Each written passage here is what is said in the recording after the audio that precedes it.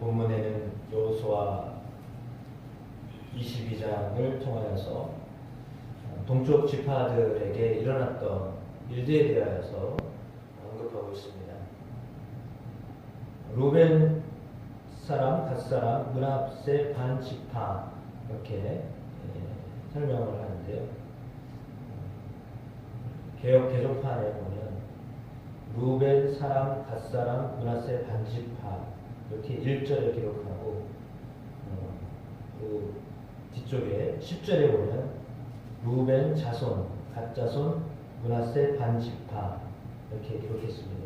어떤 곳에는 사람이라고 쓰고 어떤 곳에는 자손이다 이렇게 썼습니다. 혼용을 한 것으로 보여집니다. 어디는 사람으로 표현하고 어디는 자손으로 표현하고 두 지파 반이 본래 자기들이 달라고 했던 땅에 가게 되었습니다.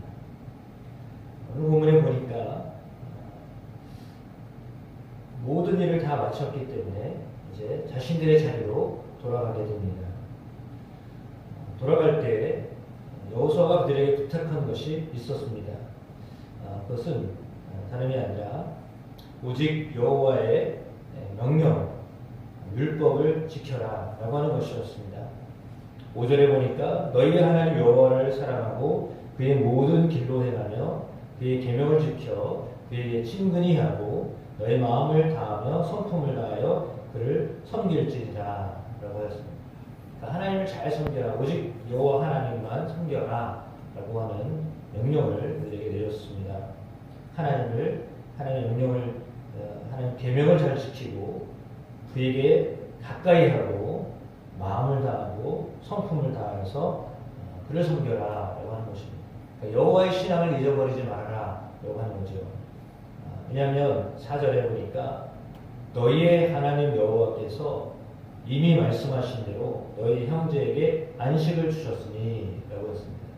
그러니까 정복전쟁이 끝나고 땅이 다 분배되어지고 제사장 레위 지파에게까지 모든 땅이 분배되어진 다음에 안정을 찾게 되었다라고 하는 것입니다. 그래서 여호와께서 안식을 주셨으니 이제 여호와 하나님이 이제 안식을 우리에게 안정을 평안을 주셨기 때문에 너희는 너희의 장막으로 돌아가도 된다라고 하는 그런 말씀이셨습니다. 그러니까 이 말씀은 그들이 해야 할 모든 사명을 다 감당했기 때문에 이제 너희의 자리, 본 자리로 돌아가도 괜찮다라고 하는 말이었습니다. 그러면서 그들에게 축복합니다. 7절로 9절에 축복하는데요. 8절에 너희는 많은 재산과 심이 많은 가축과 은과 금과 구리와 새와 심이 많은 의복을 가지고 너희의 장막으로 돌아가라. 너희의 원수들에게서 탈취한 것을 너희 형제와 나눌지니라 라고 하였습니다. 그러니까 전쟁에 나올 만한 사람들이 나와서 정복전쟁에 함께 참여하면서 그들에게 주어졌던 그 전리품들이 많았던 것으로 보여집니다.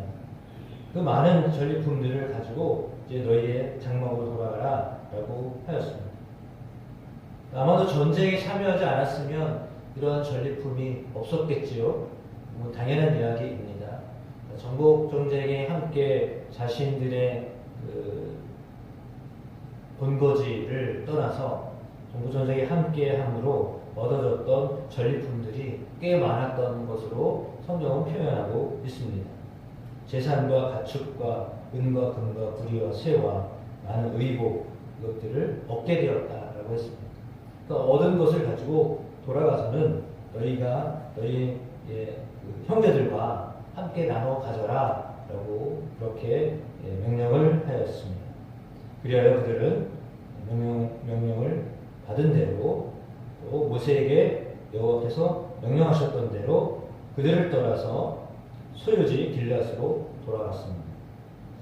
돌아가는데 10절에 보니까 그들이 돌아가다가 요단 땅, 요단 언덕가에 이르러서 제단을 쌓았습니다. 보기에도 큰 제단을 쌓았다 이렇게 말하고 있습니다. 이 말이 이스라엘 자손들에게 들렸습니다. 저들이 이스라엘에게 속한 쪽에 제단을 쌓았다라고 하는 것입니다. 또 이제 분명히 그 경계를 했는데 애매한 곳에 그 제단을 쌓았다는 거죠. 우리가 보기에는 이쪽 편인데 우리 편에 있는 곳에다가 자기들이 제단을 쌓았다는 겁니다. 그래서 원래 실로에 제단이 있는데 그러면 지금 이거 이제 두 개가 되는 거죠. 그리고 이 제단은 자기들을 위한 제단인 거잖아요. 그러니까 이 소식을 듣고서 이스라엘 자손들이 이 이야기를 듣자 곧 회중들이 실로에 모였습니다. 그리고 그들과 싸우러 가자고 했습니다.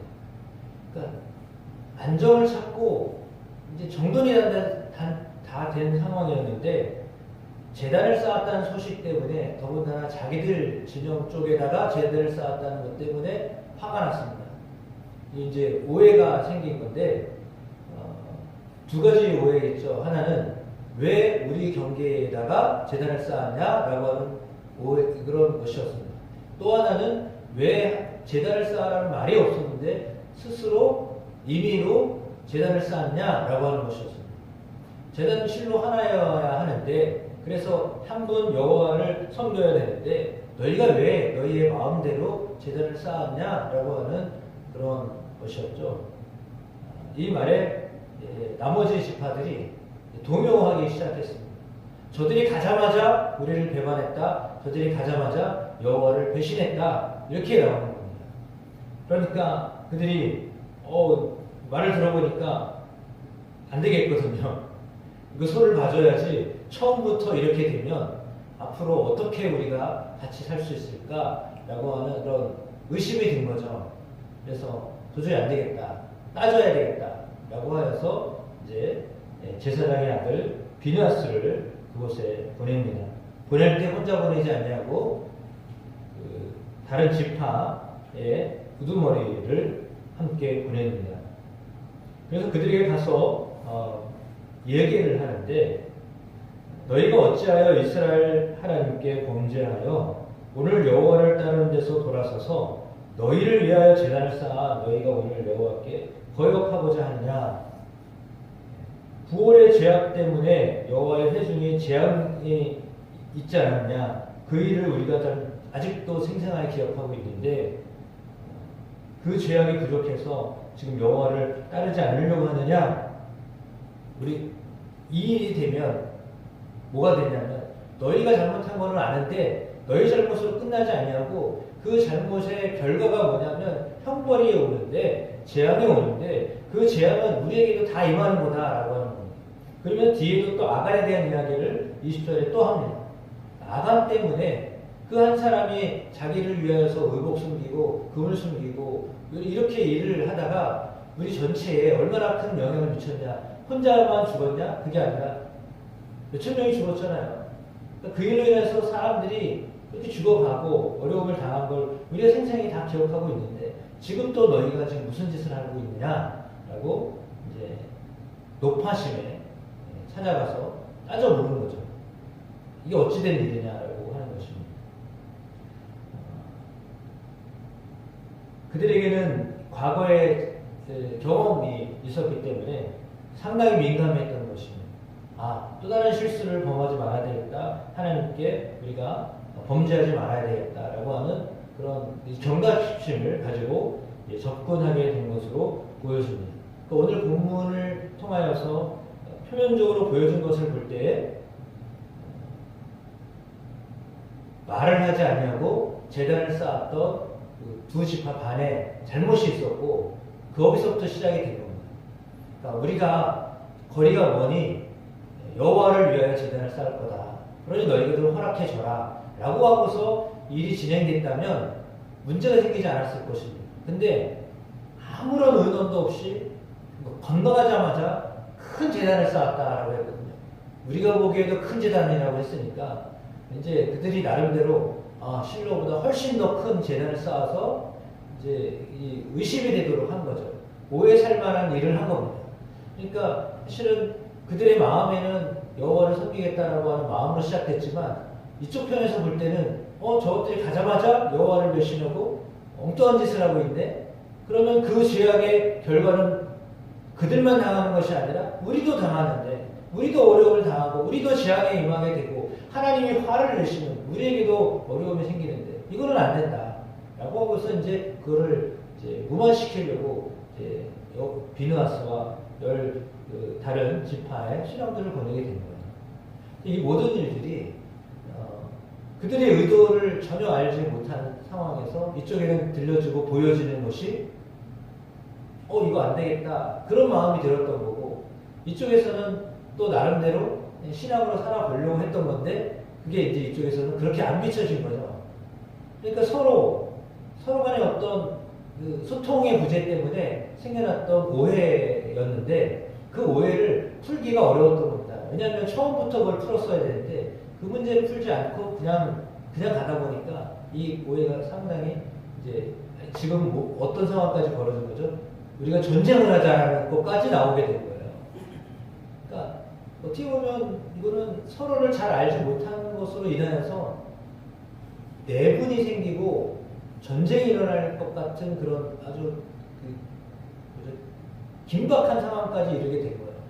그것까지 전혀 생각을 하지 않았거든요. 근데 지금 그런 상황까지 몰려지게 된 건데 다행히도 그래도 사람들을 보내서 자초지종을 알게 되어진 것, 그것은 참 잘한 것이었습니다. 그러니까 이쪽에서는 일단 막 쳐들어가자 막 이렇게 갔겠지만 그래도 우리가 알아봐야 되지 않겠냐, 우리 동족인데 이렇게 나온 것 같아요. 그러다 보니까 이제 파견을 하고 이제 자초지종을 듣게 되고 그런 상황이 오늘 본문에 나와 있는 상황입니다.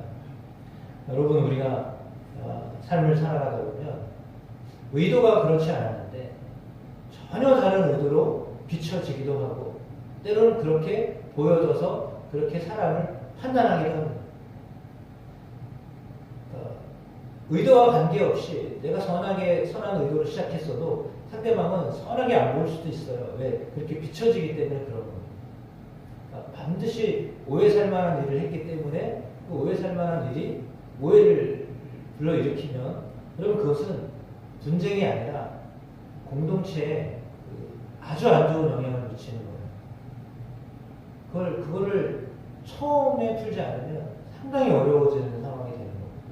그러니까 처음부터 좀 그 서로에 대한 그 마음들을 풀려고 했어야 되는데 이제 그러다 보면 또 사실은 이야기하다 보면 안 풀어질 문제가 거의 없거든요. 근데 말을 안 하다 보면 이게 참 어려운 상황까지 놓이게 됩니다. 그래서 오늘 본문의 말씀은 사실은 신앙 때문에 생겨난 거예요. 우리도 믿음으로 살고 싶어. 그러니 거기까지 갈 수 없고 너희가 보이는 그 가까운 곳에 내가 제자를 쌓겠다. 의도 자체가 전혀 불순한 게 아닌 것처럼 느껴질 수도 있는데 이쪽에서는 그게 아닌 거죠. 아니 자기들 땅도 있는데 왜 자기들 남의 땅에다가 제단을 쌓고 거기서 더 큰 걸 쌓고 뭐 하는 짓들이야. 이렇게 되는 거죠. 그러니까 그거는 충분히 오해받을 만한 일을 한 거예요. 그것에 대해서 얘기도 하자. 그러니까 이런 어려움이 생겨나게 된 거거든요. 그래서 우리가 신앙 안에서 살지만 그러나 때로는 오해를 하거나 오해받을 만한 일들을 하게 될 때도 있다라고 하는 겁니다. 그랬을 때 어떻게 우리가 이 문제를 풀을 것인가 라고 하는 거죠.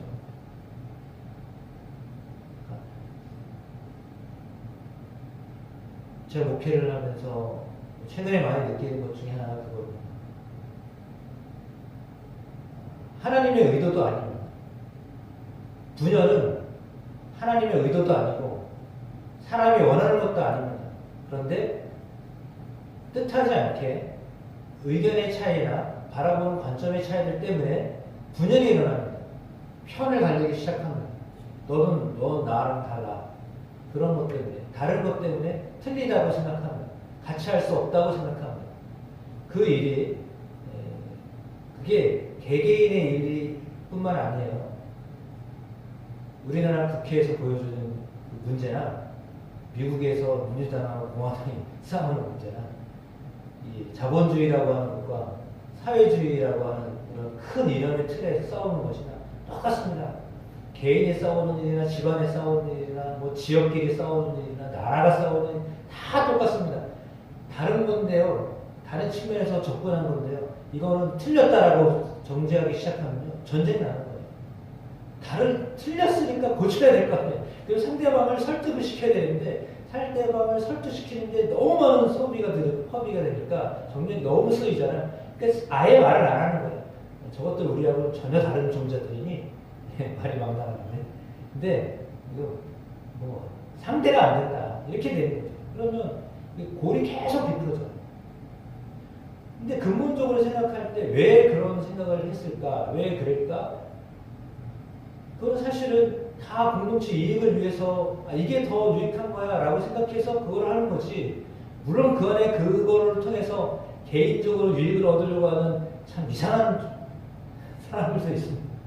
그러니까 말은 대중을 위해서 한다지만 실상 자기 속책이는 사람도 있어요. 뭐 그런 사람이 없다고 말을 할 수 없어요. 그러나 그럼에도 불구하고 큰 틀은 그래도 회중을 위하여 공동체를 위해서 하려고 했던 거거든요. 그러면 그거를 그냥 받아들이고 하면 좋은데 그게 아니라 다 서로 음해하고 저쪽은 아니다. 우리만 옳다. 이렇게 얘기하면 말이 안 돼요. 그 순간부터는 이거 교제를 그냥 계속 쳐올리면 갈 수밖에 없어요. 근데 그걸 누가 좋아해요? 아무도 안 좋아해요.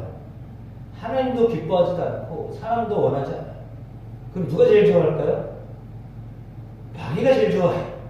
저것들 잘하네. 내가 꺼드리지 않아도 알아서 저들끼리 싸우고 알아서 저렇게 하네. 감정도 상하고 힘들어지고 어려워지면 그러면 뭐 그 속에 뭐가 역사하겠어요? 성령이 역사하지 않아요.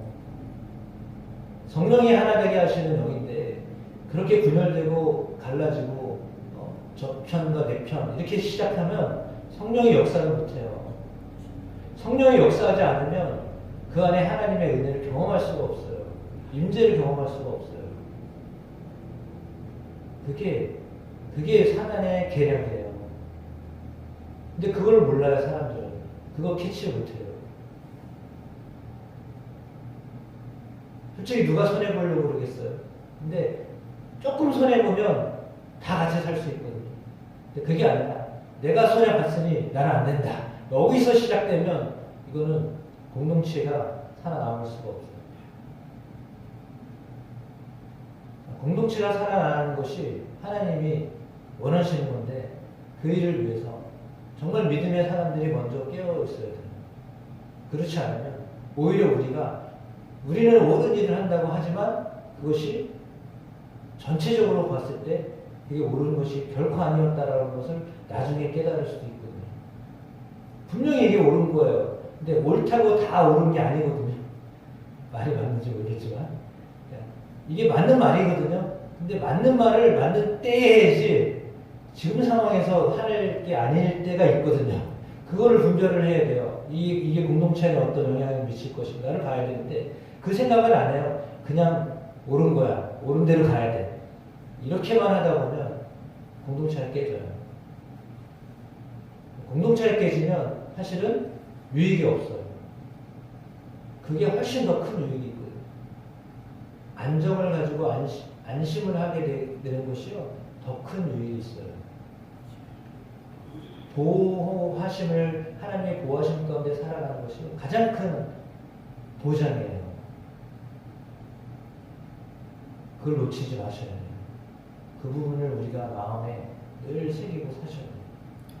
그렇지 않으면 정말 우리가 믿음 생활을 한다고 하지만 믿음 안에서 올곧게 살아보기가 쉽지 않아요. 그래서 주님 안에서 여호와 하나님이 우리에게 원하시는 것이 무엇인가를 늘 마음에 새기고 살아가게 되는 오늘 말씀처럼 여호와를 섬기고 또한 공동체 안에서 하나님의 보호하심을 받는 은혜가 우리 가운데, 이 나라 가운데, 우리 교회 가운데 있게 되기를 주의 이름으로 축복합니다.